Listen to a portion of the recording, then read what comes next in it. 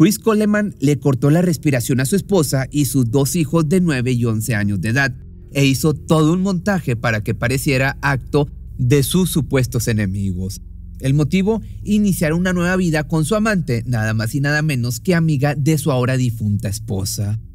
Lo más perturbador fue la forma tan mediática en que planeó los ataques, comenzando con extrañas amenazas autoenviadas a su correo electrónico y culminando con siniestros mensajes de odio escritos en las paredes que encerraba en la escena del crimen. En aerosol y pintura roja se pudieron leer frases como "yo siempre estoy mirando", "han pagado" y "castigado". El hombre pensó en todo, obviamente menos en la perspicacia de las figuras policíacas que detectaron errores garrafales en los hechos. This morning, was your wife alive? Oh yeah. What would you say if I told you that I don't think she was? I don't know what to tell you. I mean, I think she was. She was. Okay. She was laying right beside me. Chris Coleman estaba acorralado, sin embargo, haría cuanto estuviera en sus manos para salir bien librado de las acusaciones, tanto por el hecho de no pasar el resto de su vida tras las rejas, como por el qué dirán de la sociedad, esto debido a que es descendiente de pastores evangélicos, mismo motivo que lo llevó a querer evitar un reprobable divorcio. Pero luego de matar, hasta dónde estaba dispuesto a llegar para no manchar su nombre. Chris, we need to get this resolved, okay? That you can't argue with physical evidence. Right. I'm not trying to argue with it. All right.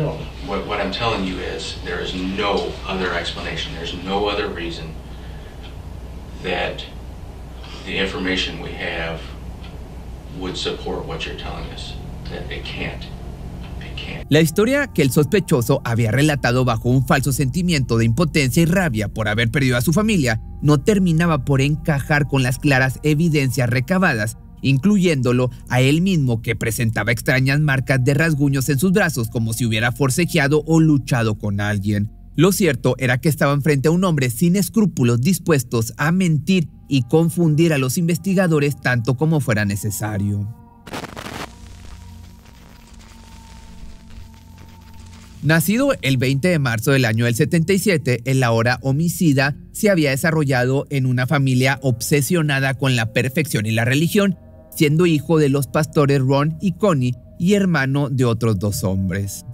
En casa debía seguir cientos de reglas para no decepcionar a sus padres, por lo que fue desarrollando una personalidad bastante estricta con las apariencias. Siempre lo acompañó el sentimiento de culpabilidad al hacer algo que estuviera mal visto tanto en la iglesia como en su hogar, y fue precisamente eso lo que no lo dejaba sentirse libre.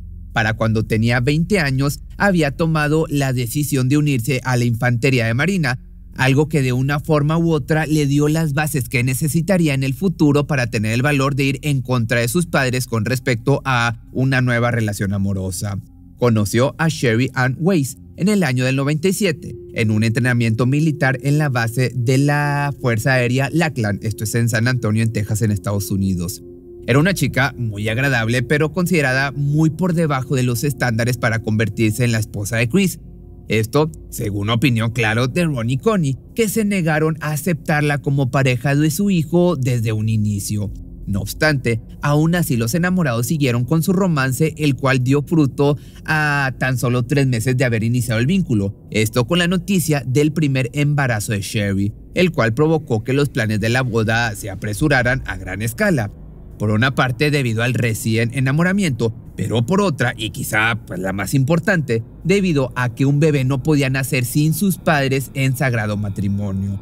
Fue así como llegó la pequeña Garrett Dominic Eugene Coleman el 30 de abril del año del 98, quien 2 años más tarde se convirtió en hermana mayor del nuevo integrante de la familia, Gavin Christopher. Siendo aparentemente una familia feliz, se mudaron a su nuevo hogar en donde iniciaron su nueva vida. Era una bonita casa ubicada en el número 2800 de la calle Robert Drive, en la ciudad de Columbia, Illinois, en Estados Unidos. Se suponía que ahí verían crecer a sus hijos, concretar sus estudios, irse a la universidad, enamorarse y tener sus propios hijos.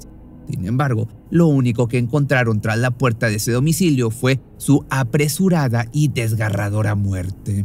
Los primeros indicios de que una tragedia se avecinaba llegaron en noviembre del año 2008, puesto que tanto en el ámbito laboral como en el personal, Chris comenzó a ser amenazado. Esto por medio de correos electrónicos y enviados a su computadora y a la computadora de su jefa, Joyce Meyer, una famosa pastora y telepredicadora evangelista cuya jefatura del equipo de seguridad era dirigida por el mismísimo Coleman, un trabajo que llegó a su vida gracias a su formación como militar. En realidad no le iba nada mal al hombre. Con honorarios de $100,000 al año, era un puesto que cuidaba con uñas y dientes. Además, también aprovechaba al máximo los viajes que se desprendían del mismo cuando la evangelista debía salir a predicar. Pero, presuntamente, toda esa dicha de estabilidad económica y una familia feliz se vio empañada con los aterradores mensajes que fueron dirigidos hacia él, su esposa y sus hijos a modo de amenaza.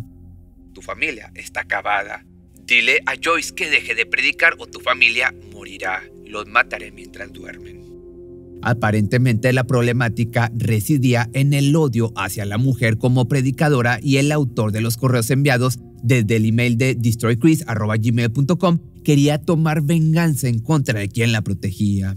Posteriormente, la situación se puso aún más aterradora con postales recibidos en su caja de correos ubicada fuera de su domicilio. Eso bastó para que el hombre solicitara el apoyo de un vecino llamado Justin Barlow, que se desempeñaba en el Departamento de Policía de Columbia.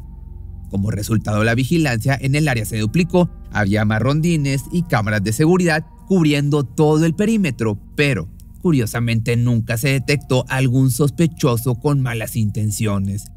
De esta manera los meses transcurrieron sin ningún altercado, hasta que de pronto alguien fue sumamente astuto como para concretar las amenazas sin ser visto por absolutamente nadie. Tu peor pesadilla está por suceder. Fue uno de los últimos correos en la bandeja de entrada de Coleman, y tiempo después, el crimen de una mujer y dos pequeños ocurrió en el 2800 de la calle Robert Drive. Transcurría la mañana del 5 de mayo del año 2009 y Chris se dispuso a realizar su rutina diaria. Well, I set my alarm clock for 5:30 and called Sherry to wake her up, get her going, and she didn't answer, of course.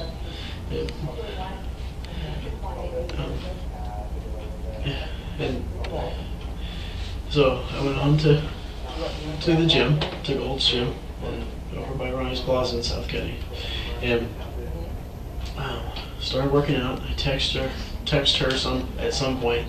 I might even called her again. I don't remember. I could probably look at my phone if you want me to. Presuntamente, luego de concluir su rutina, el hombre insistió varias veces con sus llamadas. Sin embargo, al no ser respondidas, decidió alertar a su vecino Justin. Le dijo estar preocupado por su esposa ya que no contestaba, y fue ahí cuando el oficial se dio cita en la escena del crimen. Entró por una ventana que se encontraba abierta y caminó por los pasillos del domicilio. Lo primero en notar fue un aroma muy penetrante a pintura, y con el avanzar de sus pasos descubrió los aterradores mensajes escritos en la pared. Algo muy malo había ocurrido ahí. Entonces el hombre no se detuvo y buscó cualquier indicio de la mujer y sus hijos, pero lamentablemente ya era demasiado tarde. Los tres miembros de la familia presentaban signos de que les habían cortado la respiración. Sherry yacía sin ropa sobre su cama. La pequeña de 11 se encontraba sepultada en sus sábanas, también marcadas por el rojo de la pintura en aerosol, y el pequeño de 9 quedó pendiendo del filo de su colchón, todos con marcas en el cuello. A los pocos minutos llegó el padre de familia y esposo, quien, a paso apresurado, descendió de su vehículo. Apenas iba a ingresar a su hogar cuando fue interceptado por un oficial de policía. No hubo necesidad de emitir palabra para comunicar el nivel de la tragedia. Al instante, Chris quedó supuestamente devastado sobre el suelo, lamentándose, llorando y gritando a los cuatro vientos el dolor que le oprimía el pecho, pero muy en el fondo esa misma intensidad se manifestaba con un sentimiento de alivio. Nadie lo sabía en ese momento, pero él era el responsable. Él le había quitado las ganas de vivir a una mujer y a sus dos hijos. Cuando fue a declarar, lo primero que llamó la atención de los investigadores fueron los rasguños en sus brazos, mas de momento nada era indicativo de que tuviera que ser detenido. Entonces, el 9 de mayo pudo asistir al desgarrador funeral que se llevó a cabo en el cementerio Evergreen de Chester. Posteriormente se dio inicio a las averiguaciones. Lo primero fue investigar al posible enemigo de la evangelista, pero de eso solo se pudo asegurar que nada tenía que ver con la familia Coleman. Lo segundo se concentró en revisar todas las cámaras de seguridad del vecindario e igualmente nada puso sobre la mesa el nombre de algún sospechoso. Era como si estuvieran buscando a un fantasma. A la par, Chris mostraba comportamientos muy extraños como para estar viviendo un duelo. Se deshizo de las cosas de sus hijos como si estuviera dolido por su ausencia e increíblemente salió a relucir una cara de él que mostraba a otra persona completamente diferente. Contrario a lo que profesaba con su religión, se supo que sostenía un vínculo amoroso con una amiga de su difunta esposa. Su nombre era Tara Lynch, quien compartía dicha amistad desde los años de estudiante. Se habían conocido en Tampa, Florida, y dada su presunta buena relación, con el tiempo la mujer pasó a convertirse muy cercana del esposo de Sherry.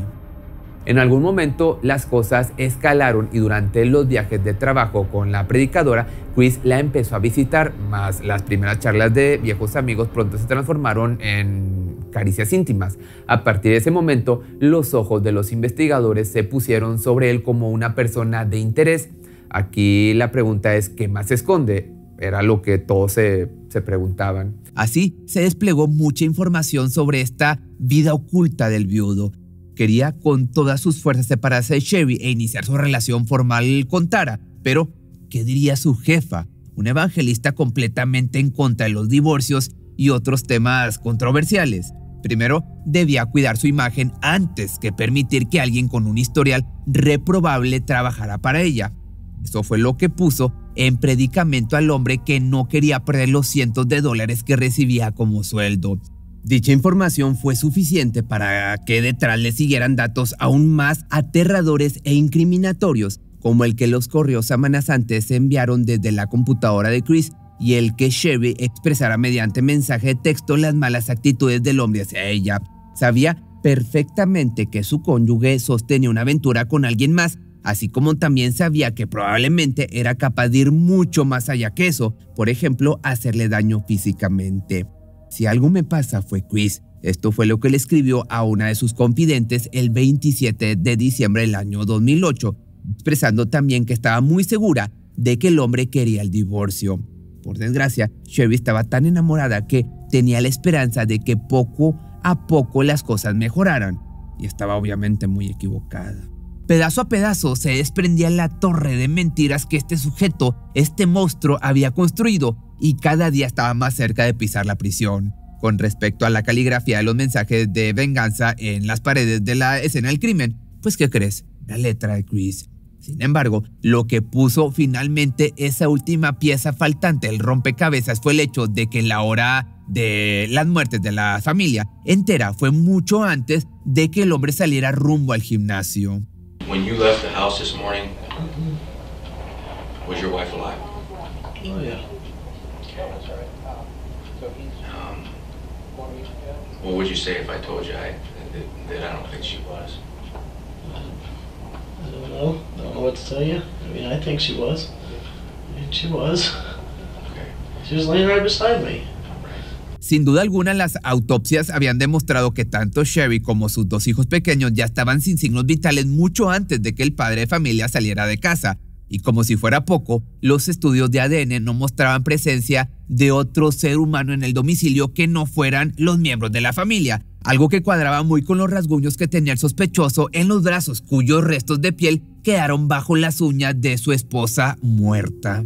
El arresto se dio oficialmente el 19 de mayo de 2009. A partir de entonces transcurrieron 2 años para que por fin diera inicio el juicio, donde además de los aberrantes hechos salieron a la luz otras pruebas que manchaban aún más la imagen del imputado. Por ejemplo, un mensaje que probaba claramente la infidelidad de la que se hablaba. Eres la única persona por la que he hecho esto. No puedo esperar a verte en Hawái. Te quiero, bebé. Fue lo que le escribió Chris, haciendo referencia a un acto íntimo que hizo en línea con la mujer. Aparentemente, ambos planeaban que el imputado solicitara el divorcio justo entre las fechas en que ocurrieron los homicidios. Tara no dejaba de presionar y él sabía que esta mancha en su vida personal le costaría el trabajo con la predicadora. Aún así, para ese entonces los amantes ya habían hablado de matrimonio, así como también del nombre de la hija que planeaban tener juntos. Zoe Lynn Coleman, de esta forma la nombrarían. Por esto mismo, en su mente jamás estuvo la idea de una separación legal, sino una supuesta tragedia familiar, la cual, según los investigadores, tenía aproximadamente 6 meses en gestión, pero ni todo el montaje que el hombre preparó le salvó de que el jurado tomara únicamente 15 horas para deliberar su culpabilidad. Acto seguido, el juez Milton Wharton leyó su sentencia de prisión perpetua sin posibilidad de libertad condicional. Por otro lado, otro detalle que suma más cinismo a este caso viene por parte del padre del ahora convicto, pues él asegura que su hijo es inocente, así como también que cualquier cosa que le hubiera ocurrido a su fallecida nuera, ella misma se lo pudo haber buscado. No con respecto a su muerte, sino con respecto al fin de su matrimonio. Tara estaba dándole justo lo que él necesitaba, mientras Sherry no lo estaba haciendo. Todo hombre tiene sus deseos y todo hombre tiene que ser respetado. Si tu mujer no te respeta, entonces te vas a buscar respeto a otro lado. Obviamente, mentalidad sumamente machista. Pero esto lo dijo en una entrevista el pastor Ron Coleman, reduciendo la humanidad de Sherry a una simple persona cuyo fin era brindarle placer a su esposo. Hasta ahora, los Coleman han intentado por todos los medios obtener un nuevo juicio, pero siempre termina en el mismo resultado, es decir, con el encarcelado pasando el resto de su vida en prisión, aunque sigue manteniendo su inocencia con tanta seguridad que se atreve a cuestionar las pruebas que lo incriminan. En una ocasión, de hecho, mencionó lo siguiente: algo que nunca se dijo en la corte es que yo tenía 2 laptops y yo viajaba con una y dejaba la otra en casa o en el trabajo. Nunca tenía las 2 conmigo al mismo tiempo, y la que había sido usada en las amenazas era justo la que dejaba en el trabajo o en mi casa. No obstante, ese simple detalle no tenía la fuerza suficiente como para que un juez creyera en su supuesta inocencia y atribuir los ataques a una venganza aparentemente en contra de la evangelista para la que el hombre trabajaba como jefe de seguridad. Por otra parte, en diciembre del año 2012, afortunadamente la familia de las víctimas pudo exhumar los cuerpos, todo con el fin de que en un futuro su asesino no terminara descansando eternamente justo al lado de ellos. Hoy permanecen en el cementerio Queen of Heaven Catholic Cemetery, donde pronto podrán reencontrarse con sus seres queridos que hasta el día de hoy lloran su tan desgarradora partida. Si te gustó, o bueno, a lo mejor no te puedo decir si te gustó este video porque está bastante fuerte, pero si te gustó la forma de la narración, acuérdate que también lo puedes escuchar en todas las plataformas de audio, en especial Spotify y Apple Podcast, donde me podrías dejar una buena calificación, es gratis y a mí me ayuda a crecer bastante.